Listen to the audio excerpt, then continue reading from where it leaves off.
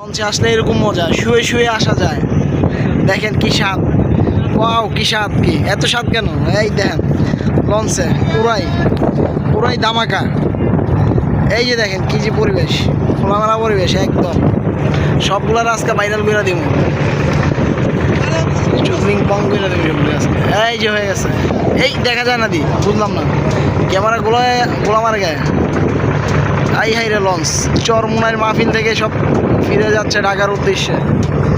এই যে আসেন একটা একটা করে দেখাই সবগুলা লঞ্চ। ওয়াও কি সুন্দর ওয়েদার। মামা কি বেছে এটি? আই হাই রে মাথা নষ্ট, মামা কি খাইতেছে, মাথায় নষ্ট। ও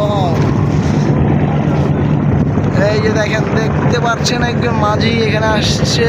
আও মাঝি নাও ওয়ে। এই দেখছেন কি পরিবেশ। বাসে আসলে এরকম মজা হবে? হবে এরকম মজা? হবে না।